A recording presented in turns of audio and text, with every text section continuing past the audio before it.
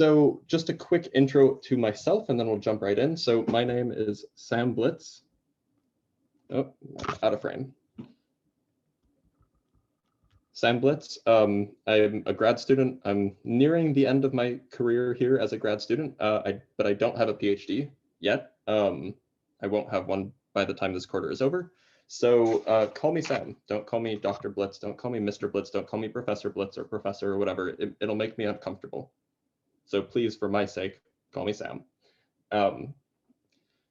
Second thing, I can give you my email address. It's let me try to make this more legible. shblitz@ucdavis.edu.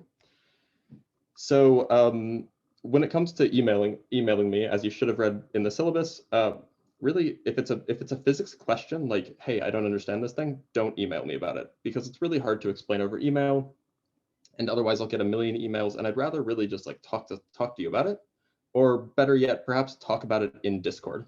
So don't email me physics questions. If you have like administrative issues, that's totally fine, but please just don't email me physics questions.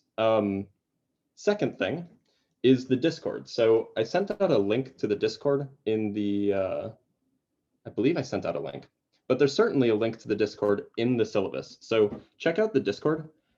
I'm not going to say that it's required, but it's basically required.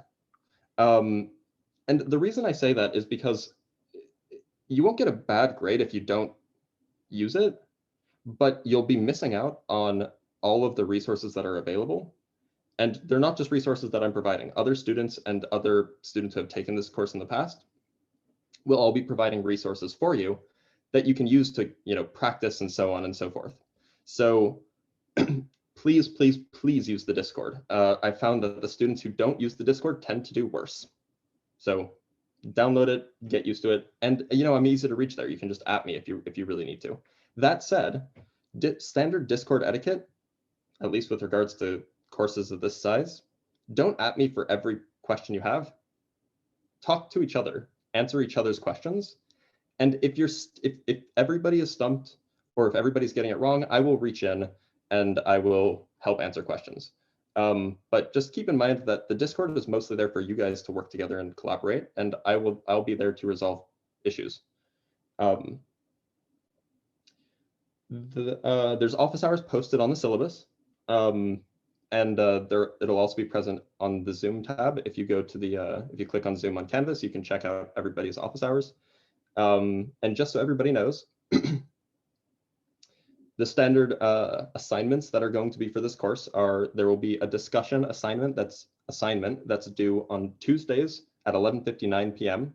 By the way, that means that if you turn it in at 11:59, you will be marked late, so make sure to turn it in before 11:59. It's basically graded for correctness, so do your best on it. You have to basically look like you spent at least an hour on it. There will also be labs, as you guys are aware. That's handled separately for me. I think they're due on Fridays. There will be weekly quizzes, approximately 4 multiple choice questions every Wednesday. At the beginning of lecture, you'll have about 12 minutes to do it. And those are just covering material from the previous week. And then on Friday, there will be homework that's due at noon. And it's due every week except the week of a midterm. And you can check the course schedule for more details on that. Just as a warning, there is a quiz on Wednesday. We haven't had a lot of class. We will cover some material, but for the most part, the quiz is syllabus. It'll be a syllabus quiz, effectively. So make sure, no, you don't have homework due this week. Make sure that you read the syllabus, you understand the syllabus, and you ask me any questions beforehand. As far as conduct for quizzes, they're completely open note. They are not open collaboration. I have ways of comparing quiz answers and quiz durations and so on. So if I start seeing that certain people are always getting the same scores on quizzes, that will make me suspicious, and I'll send you to the Student Judicial Affairs Office. It's a good way to get an F in the course. So don't collaborate on quizzes. And the questions shouldn't be Googleable anyway, so you don't really have to worry about that. Anyway, but as far as homework goes, you can work together. Just make sure that you're not copying each other. So like you can exchange ideas, you can compare numerical results. You can say, hey, I got this. Did anyone else get this? But don't just like send someone your homework, because again, if you do, if it's found out that two people have the same work, then that you'll be sent straight to the Student Judicial Affairs Office. You'll get 12 minutes on the quizzes. Yeah. So as far as regular quizzes go, you can switch tabs. It's just on the exams that you can't. So yeah, I mean, everything is fair game for the quiz except other people and other people's works. And you will not need a webcam for the actual quizzes. You guys got to chill. So for the weekly quizzes, they're not proctored.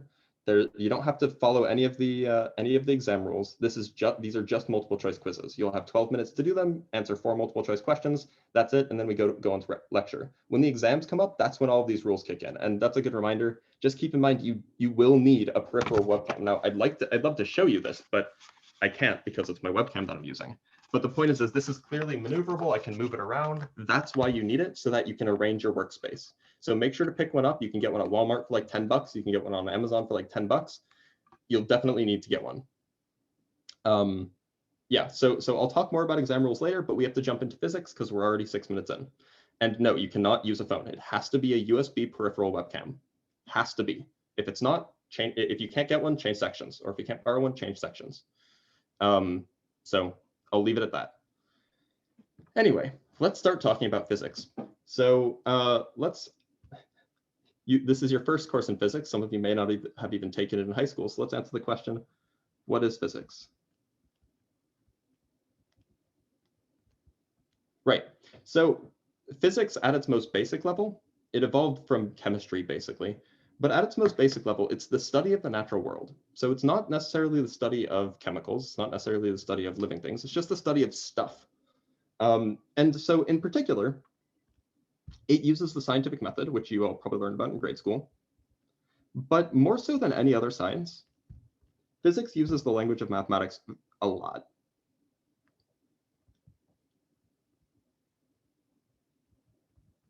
Right, so everything that we're going to do is going to be math-based. Like, very rarely will I actually just tell you about a concept that doesn't involve some sort of mathematical relationship. Yeah, so just for record, I do have lecture notes that I will be posting. They might not be identical to what I write here, but they are the lecture notes I'm working off of. And also, these recordings will be posted. So I'll give some more details in an announcement after lecture. But we can be more specific than just the study of the natural world. In particular, it is the study of motion and interaction. So, I mean, the most basic physics questions that you can ask is, if you're going at such and such a speed, how long does it take to get somewhere, right? But there's a lot more complicated questions. So all of our understanding of the universe can be broken down into motion of things and interaction between things. So if we can fully understand physics, we would have a fundamental understanding of the universe, right? Unfortunately, for me, I suppose, maybe less so for you, but unfortunately,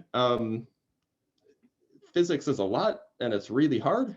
So we're not particularly close to that. But the point is in principle, maybe you could understand everything if you just understood how things moved and how things interacted, right?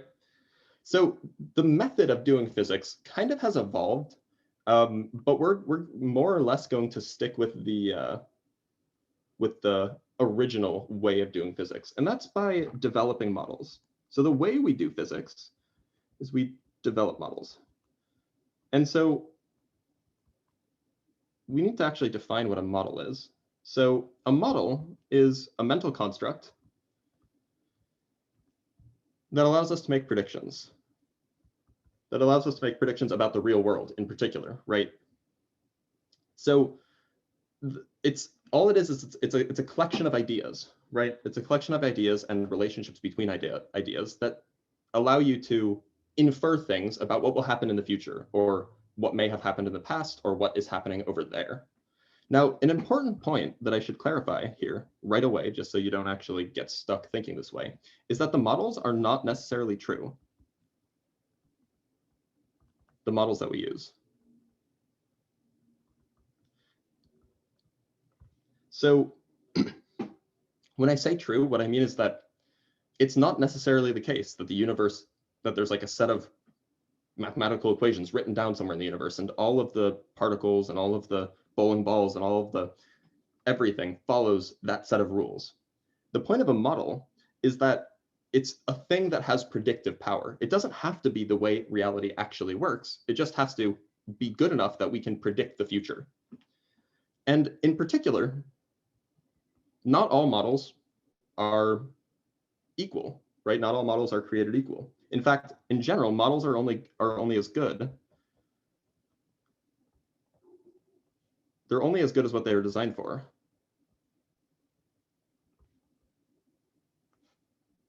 And that's a key point, because we'll talk a lot about approximate models in this course. A good example that we'll talk about is something like the frictionless surface, right? We'll see that a lot, where you have a block sliding on a frictionless surface and it's moving at such and such a speed and so forth, right? Now, there's no such thing as a frictionless surface. They don't exist. Like, just straight up, no frictionless surfaces in the universe.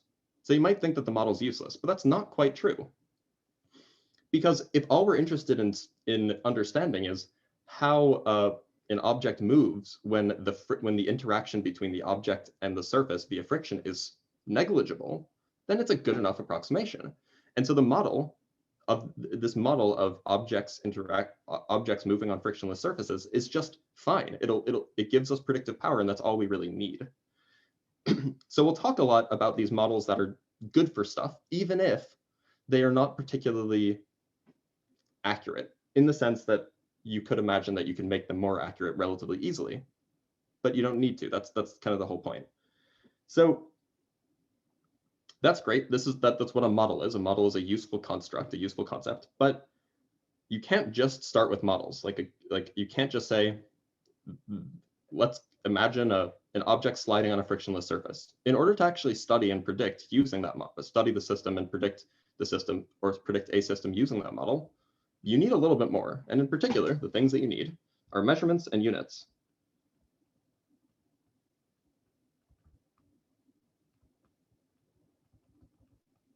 Oh, let me verify that okay, good. My camera's not reversed. There was an issue last quarter, but I can talk about that later. So like I said, models are great, but you need some sort of measurement. You need some way of quantifying your models in order to make predictions, to make them useful. So the comparison here is, you might have a model with no measurements associated with it of things fall when dropped. That's a fine model. It's a little bit simplistic, but it's fine. But you could compare it to things fall at 10 meters per second squared. They have some acceleration. There's some measurement, 10, associated with our model, and some units, meters per second squared. And so the right hand, or the description on the right hand side of this versus is more useful, because while the model is fine, it'll get you some sort of conceptual understanding, you won't be able to say anything concretely about what happens in the future, besides maybe, did the thing fall or did it not fall? So we need to actually understand what measurements and units are. Now, you probably know what measurements are. Measurements are just a number of something, but we should be a little bit more specific about the notion of units. So, oops. So a unit is an agreed upon reference to which we can compare measurements.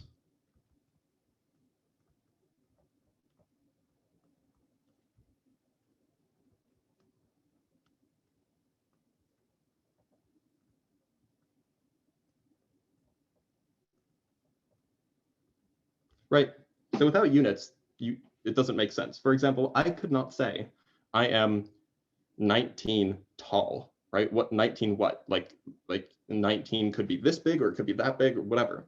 We need some sort of reference that we can compare a measurement to me, like for my height, that we can compare it. So how many of this thing am I tall? For example, the statement, I am 74 inches tall. 74 is the measurement. It's just a number. It's a number of things. And inches is the unit. So we've all agreed, at least in the United States, that 1 inch, and I suppose parts of Europe as well. 1 inch is a standardized reference length. It's about yay big. And somewhere in the world, there is, well, it's not quite this simple anymore, but there used to be just a standard inch that everybody agreed was just the size of an inch. It was just a chunk of metal that was about this big. And if you wanted to figure out how long 2 inches is, then you would just put 2 of those chunks of metal next to each other. And that was 2 inches by definition. So when I say I'm 74 inches tall, what this means is I'm 74 of this agreed upon reference that we all agree that, or 74 of that agreed upon references stacked on top of each other. So a unit is arbitrary, but it's just an agreed upon arbitrary way of measuring. So when I say 2 inches here, it means the same as 2 inches in Minnesota, right? At least one would hope. So that's great. You can talk about inches, or you can talk about, seconds, or you can talk about candela, whatever. But it would be useful to establish a complete set of units that we don't need to invent new things to account for new measurements. So to describe things, it's useful to have a system of units.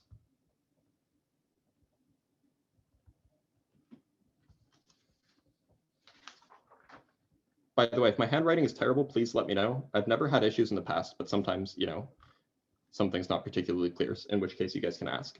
So like, for example, how would we describe volume? And when I say volume, I could mean 2 things. I could mean like the amount of stuff, like size, or I could mean loudness. What units would we use to describe volume? What about temperature?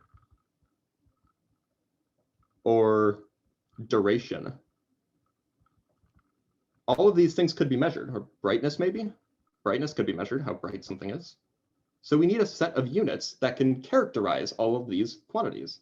And so it turns out that for anything that you could possibly measure, there is a set of about 7 types of units that you can slap together in various ways to describe that type of measurement. And so, in fact, these fundamental measurements, we're only going to actually use 3 of them in this course. These fundamental types of measurements are the following. We have distance. That's, the inch, the meter, the centimeter, whatever. We have mass, kilogram, pound, stone, I guess. And we have duration. Oops. These are the 3 fundamental measurements that we're going to be using more or less in this course. I don't think that we're going to use any others. So the standard fundamental measurement that we use for distance, we're going to use the SI unit system. This is, I don't actually, it's something in French, but it stands for something in French. It's like standard increments. I don't know.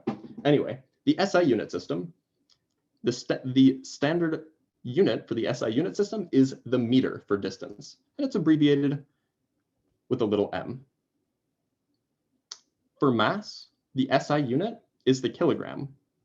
I know it seems like it should be the gram, but it's not. Sorry about that. It just is the kilogram. And the abbreviation is kg. And for duration, the unit is the second, with abbreviation little s.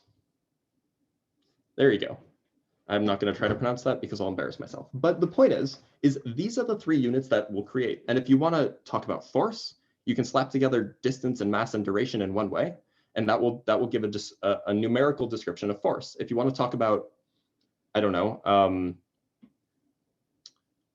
energy, you would slap together distance, mass, and duration in a different way, in some different combination. Just like how if you want to create volume or area is a better example. If you want to talk about area, you would multiply meter by itself once, so you would get meters squared. That describes something that's fundamentally different from distance, right? An area is not the same as a distance, but you can combine these fundamental measurements, in this case, distance with itself, to create a new quantity. Energy, force, pressure, all of those things can be described using combinations of these 3 quantities. There are others. The ampere shows up in 9C. The candela doesn't really show up at all in the 9 series, but it's a description of brightness. And I can't think of what the other one is off the top of my head. I know that there are others. Yeah, it's like primary colors. So how would a measurement of an angle work with? So angles are typically not measured in units at all. And we will get to that. But the point is angles are measured, yeah, temperature in Kelvin, that's the other one. Angles are measured in radians, which are unitless because it's a ratio. But we'll talk about that later. Now, just as something to beat this into your head, is I need you to make sure that you always, always, always pay attention to units. I'm gonna write this in all big caps. So you write it in all big caps on your notes. So you can't blame me if you don't pay attention to units. So the reason why I want to be so clear that you should always pay attention to units is because if you don't, yeah, this is 9A. If you don't pay attention to units, then you can get a wildly incorrect answer when you're solving a problem, and you won't even know it's wrong, right? If you go through your calculation, you do your calculation, maybe you do some algebra, whatever, and you make a mistake somewhere, and at the end of the day, you find out that your answer is, maybe you're trying to calculate a distance, you find out your answer is 19 seconds. Well, if you hadn't carried units along the entire way, you would have just gotten 19, slapped a meter next to it and called it a day. I did my work correctly, yay, I'm done. But if you had carried your units along the entire way you were doing a calculation, you would have found out that your answer was in units of seconds when you were trying to compute a distance, which means that you probably made a mistake somewhere. And so carrying units along and paying attention to the units of answers is a really good way to ensure that you're not making mistakes. And in fact, you can even actually often guess the answer, or at least what the answer should look like, just based off of the values of the quantities that you're given and units, right? Like, I can't give a good example now because you still don't know very much, but just as something that you guys might want to know, there is there's an exam called the physics GRE, which used to be required, it's not anymore, to get into grad school for physics. Now, it's a multiple choice exam. It's hard. Like there's a lot of physics on it, but it's something like 80% of the questions can be answered by just analyzing the units in the problem, because it's less about, like, I don't know how else to phrase this, but the point is you can learn a lot about a system just by looking at what quantities you're given and what units and like what units your answer should be in. You can get 80% of the way to solving a problem. The rest of the way is working out factors of 2 and factors of pi and so on, and those you won't get with units, but everything else you will. So units are really powerful. Now there's this notion of dimensional analysis. Hopefully you guys learned this in high school or somewhere. I'm not going to spend time on it, but there are examples that I'm linking to in the Rice University Physics textbook, which is linked online. In the lecture notes, there are 4 examples of practicing with units that I linked to, so go take a look at those if you want to see it. Right. So that's the basics of how we do physics. You do measurements, you do measurements in certain unit systems, you build conceptual models, and then you compare your models with reality. And if your models don't accurately predict reality, you change your models until they do. And then you keep going until you run into something else you don't understand. You come up with a model and then repeat. Now, so that's physics. Let's put aside physics for the next lecture or two. We have a lot of work to do regarding mathematical background. Now, this is a calculus-based class, so I'm going to expect that you guys all know how to do calculus. What I'm not going to expect is that you all know how to do 21C material, because you haven't necessarily taken that. And 21C is where you first run into, it might be the first place you run into vectors. So we have to discuss vectors, just that way then you guys can get your heads around it, because we're going to be using them all over the place. Let's talk about vectors. So a vector is a number paired with a direction. That's all a vector is. Now, keep in mind that number can have units. It could be a measurement, but generally it's just like a quantity of something. So like 5 inches or 16 feet per second or 5 pounds. Now, oh, by the way, I'm using imperial units just to scare you. We're going to be using metric units this entire quarter, and if I catch you using imperial units, unless the question involves imperial units, then you'll get the old point drop. Yeah, no, I mean, we should definitely move to metric, but everybody here is probably most familiar with imperial, or at least most people probably are. So, but you know, going forward, everything is in metric units from now on. Anyway, right. So a vector is a number paired with a direction, and so this number, often called the magnitude, is just a value, perhaps with units, perhaps without units, and then the direction is something like northeast or that way or up. Those would all be examples of directions. So perhaps an example of a vector would be velocity. Now, velocity, you guys might not know what it is. It's basically speed and a direction. So an example would be 85 meters per second west, right? So 85 is a measurement. Meters per second is a unit. It's the unit for speed. And west is a direction. So this is a number, 85 meters per second, and a direction, west. So a vector is represented, and I'm going to underline the word represented because it's an important word, by arrows. So the way that this is typically done is you'll have something like that. Let me actually draw this a little bit better.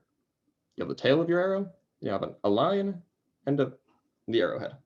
So the length of that arrow is the magnitude. It's the number. And then the direction is the direction that the arrow points in. Now, just as a caveat, warning, vectors aren't actually arrows.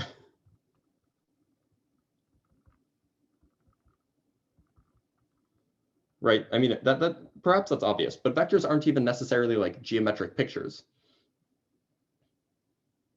Right. So if I had just said 85 meters per second, that would not be velocity. Velocity is a vector, and 85 meters per second is not a number paired with a direction. It's just a number.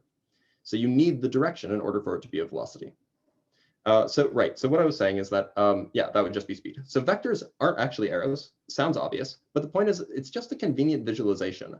If instead you think of a vector as just a number and a direction, and don't think of it as like an arrow actually pointing it that way, that's fine. That's actually more correct. But sometimes it's useful to visualize vectors as arrows.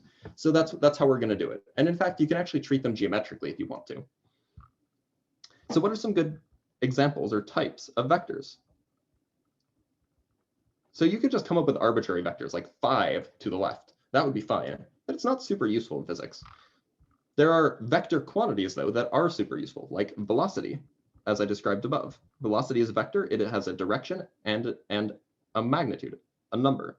Displacement is also a vector. Displacement is a measure of distance traveled in a direction. So if I was displaced 3 feet to the northeast, that would be a vector because it tells me how far I went and what direction I went in. Another excellent and very useful vector quantity is acceleration. Acceleration, so for example, 10 meters per second squared downward. It's a vector quantity. It tells you the rate at which the velocity is changing and the direction in which the velocity is changing. And we will talk more about acceleration in a few lectures, but I just wanted to get this out of the way that acceleration is a vector. Now, one thing that you can't do with vectors, so you can do a lot with vectors, by the way. You can use them to describe motion, to describe things that are staying still, but what you can't do is you cannot compare magnitudes of vectors with different units.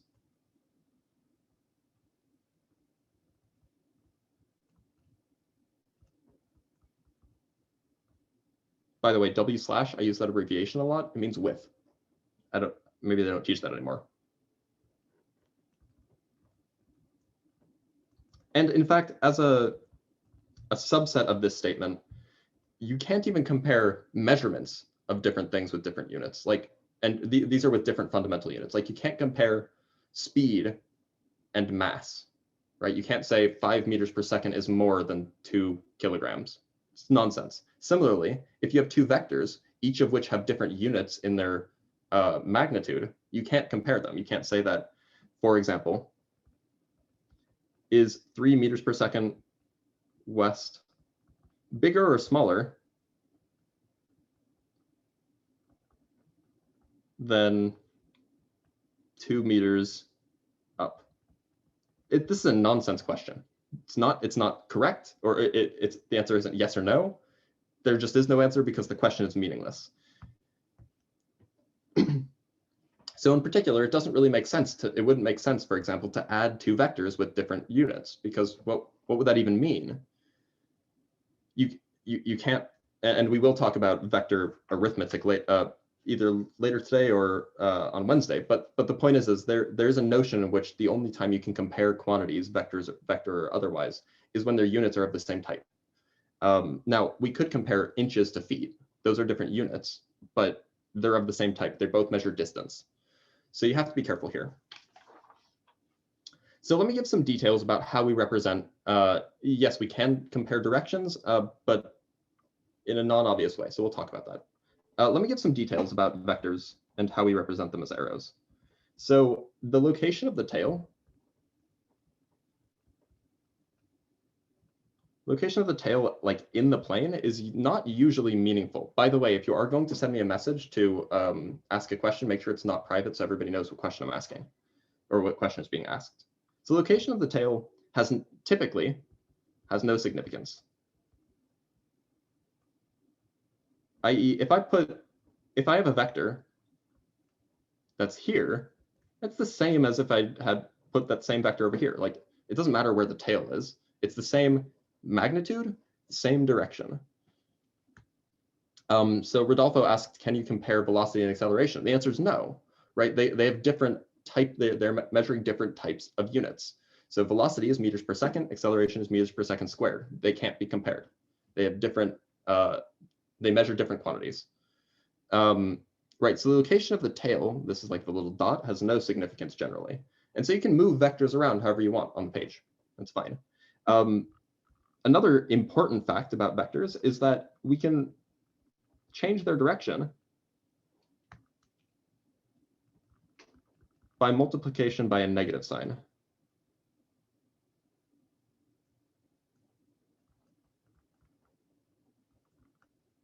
So you might wonder, what does it mean to multiply an arrow by a negative sign or by -1? Well, that's kind of where the notion of, or the concept of a vector being an arrow breaks down. A vector isn't an arrow. A vector is a magnitude and a direction, and multiplication means something to those quantities. But in arrow, like, how do you multiply a number in an arrow? So when we say you multiply this vector by -1, what we mean in the arrow representation is you reverse the direction of the arrow. We can also change the length. Vector lengths can be changed by multiplication by a number.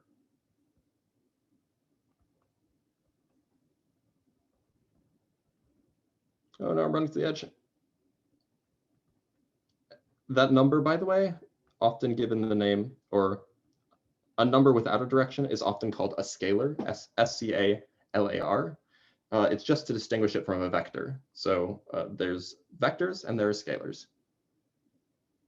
Scalars can have magnitudes, scalars can have units. Numbers typically can't. I was just using the word number loosely before. A number is just like 6. A scalar is like 14 cubic meters, right? So in particular, if the scalar that you multiply your vector by is greater than 1 in some unit system, let's say it's, by the way, not all scalars have units, but all things with units, all numbers with units are scalars. So let's say you're just multiplying by the number 6. That would stretch your vector and make it longer. If you multiply by a scalar that's between 0 and 1, that would, like say 0.2, that would shrink your vector. It would keep it in the same direction, but make it shorter. So you can multiply by any number or by any scalar, and it will change the properties of your vector. It will either reverse the direction, stretch it, shrink it, maybe change the units, and so on and so forth. So for example, if you wanted to, what would be a good example? Well, and we will talk about this, but later we're going to talk about this quantity called momentum. Momentum is basically a measure. It's a vector. It's a combined measurement of mass and velocity. Now, velocity is a vector. If you want to combine mass and velocity, you might think to multiply them together. And so the mass that you're multiplying has units of kilograms. The velocity has units of meters per second, and it has a direction, of course. So the combined vector will be some vector that has a different magnitude and a different set of units. It will be the product of the number of kilograms by the length of the velocity vector, and you would multiply the units. So you would have kilograms times meters per second. So the units of momentum is kilogram meters per second.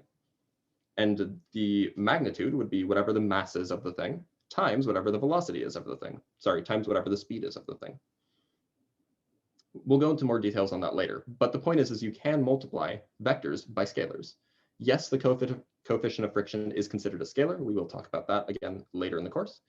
Lucas asks, if you multiply it by a scalar with a unit, would you get an area, or do you just look at the coefficients? Right. So the units will multiply. The units of the vector will multiply with the units of the scalar, and then the coefficients, the measurements, will just be the product of the units in the vector and the measurements in the vector and the measurements in the scalar. And again, we'll go into more detail about how this works either today or Wednesday. Right. But I did promise that we would talk about vector addition at some point. So let's do that. Let's talk about vector addition. So how do you add and subtract vectors? By the way, this whole notion of multiplication and like quantities, multiplying them and so on and so forth, that seems kind of vague until we get to a more algebraic and more abstract way of representing a vector, which we will get to, I promise. I think we're going to even get to it Wednesday, probably. Depends on how far we get. So, but for now, just thinking of them as arrows, you might be a little bit curious as to how things have units and so on. I promise it'll make more sense.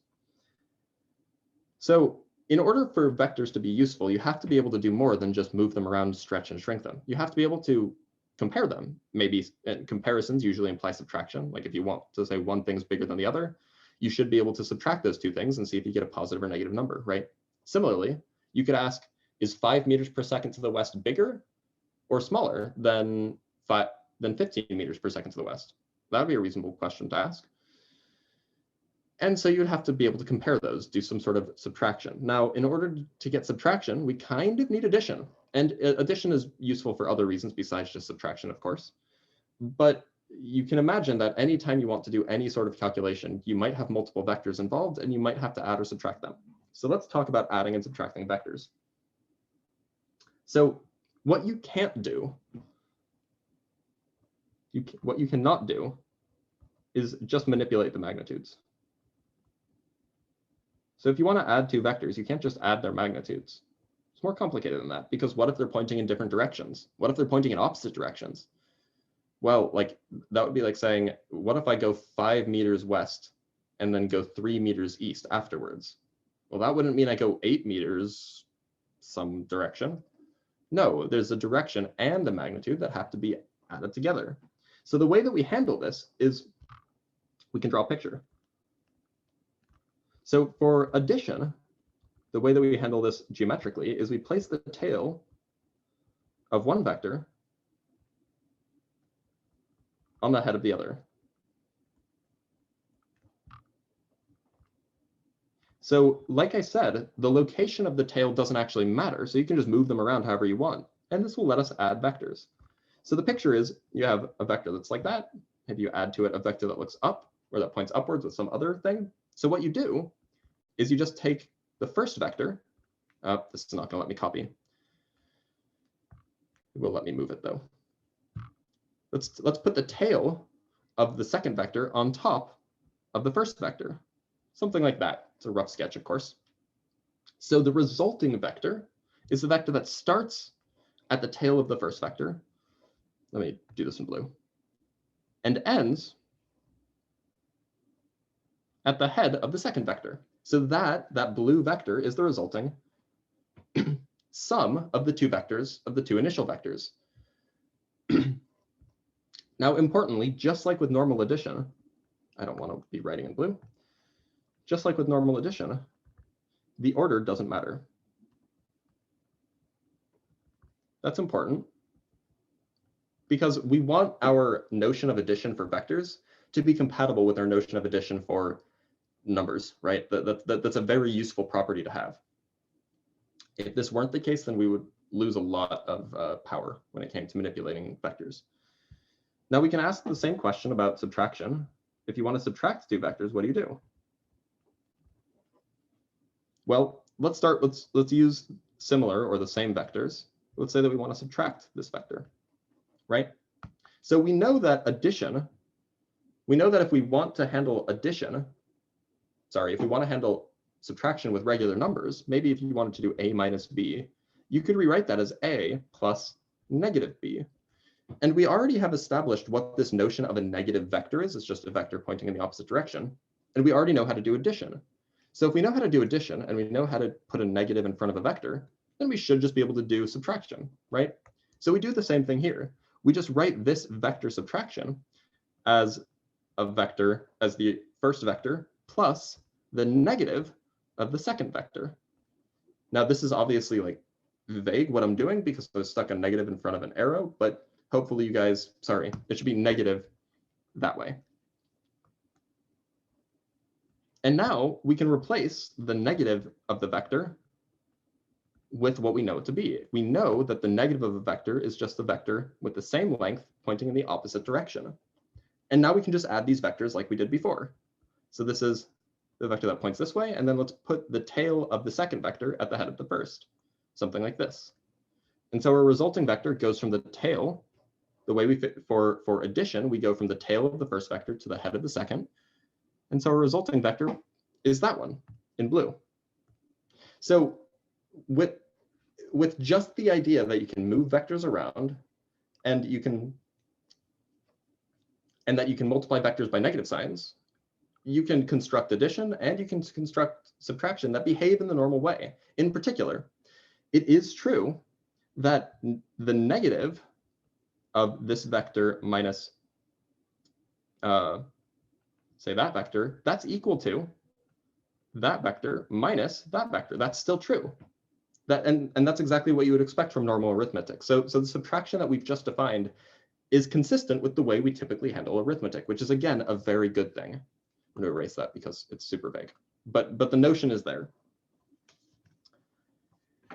So this is great, but you don't see physics problems written out with arrows all over the place and so on and so forth, right? You see physics problems written out with letters, maybe some symbols, and mostly words, right? Maybe some numbers thrown in too, but there's no actual depiction of arrows. So we need some way of describing,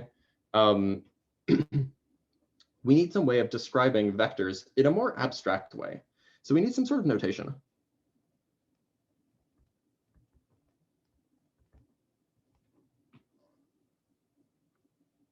Hopefully, Quan, you're good. But this will be recorded, so even if you get stuck behind, you can go back and fix your notes later.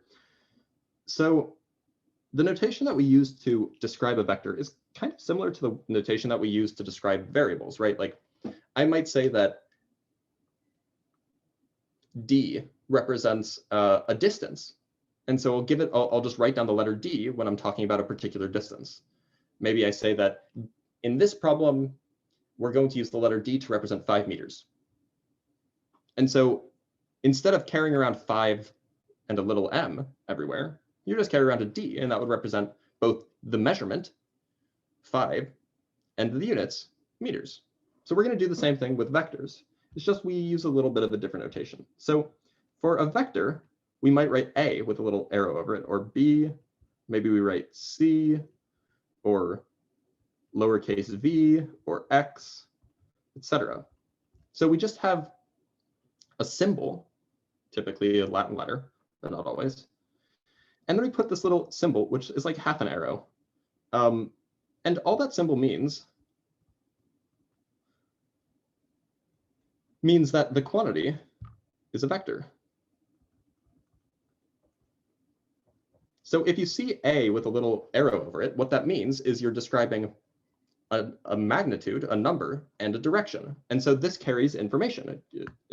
So if you wanted to say add the vectors a and b, you would just write a with a little arrow over it plus b with a little arrow over it. And that would mean the sum of the vectors a plus b. Is full arrow instead of half arrow? I mean, it's not incorrect. It's just a notation thing. By the way, sometimes, at least in old textbooks, they use just bold. So if you just see like a bold A, that means that A is a vector. But for our purposes, just the half arrow thing works fine. There's also another important notion that we should talk about, which is this notion of, or it's another notation, which is instead of having an arrow over a symbol, it's like a little hat, little triangle. The way I'm going to say it is hat, by the way. So you might have, by the way, this is secretly an I with a little hat over it, but oftentimes for letters that have dots above it, like I, J, yeah, basically I and J, you'll replace the dot with a little hat. Or Y with a hat over it, or maybe N with a hat over it, or maybe capital V with a hat over it, etc. These things, this little hat symbol above a symbol,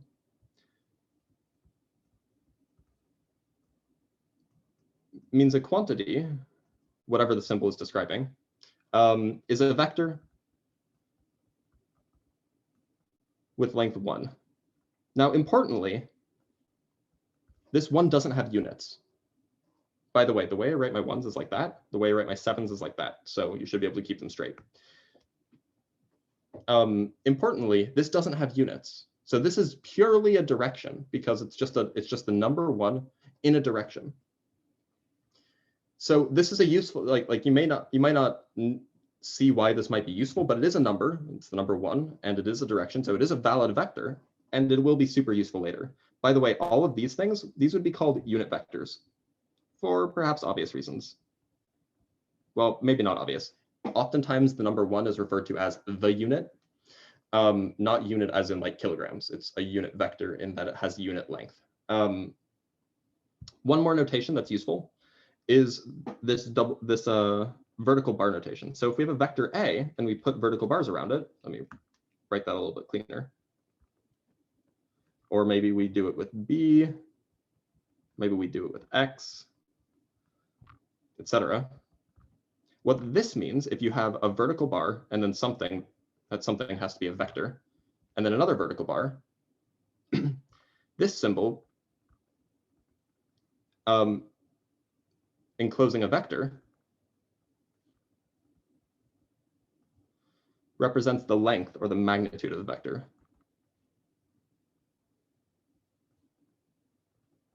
By the way, I'll often use the word length and magnitude kind of interchangeably because they really do mean the same thing, at least in my mind. So if it's confusing every time I say length, just mentally replace it with the word magnitude.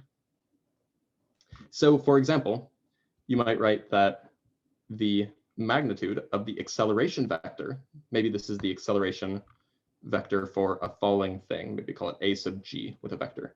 This might be 10 meters per second squared. It extracts the length, and the length will have some sort of units associated with it sometimes. So this is maybe acceleration vector. But as an important aside, we could also write that whatever is inside, if it's an n, or maybe it's an a, or whatever, this is always just 1. By definition, right? It has length 1, has no units. So it would also be true that the unit vector, ag, it also has length 1. It doesn't have meters per second squared because it's just 1. It just has length 1, no units associated with it. And you can do this for anything. So putting these things together basically allow you to characterize a vector relatively easily. You can talk about, sorry, not characterize. You can describe a vector easily using abstract notation, using this notation of abstract variables and symbols. You can manipulate them by just adding them using the notation that we've described, or using this notation. You can just add them like you would add numbers. And then you just understand that addition to mean the addition of vectors like this. Similarly, you can subtract them, you can multiply them, and so on. There's a whole bunch of stuff that you can do with them once you have some sort of abstract notation that moves away from the geometry. And then you just have to be able to interpret what those symbols and operations mean. So that's beautifully amazing timing, because if you look at my note sheet, that's the end. That was the end of the lecture, and it is 1:59. So that's really good timing. It's good timing because I've done this a whole bunch of times before.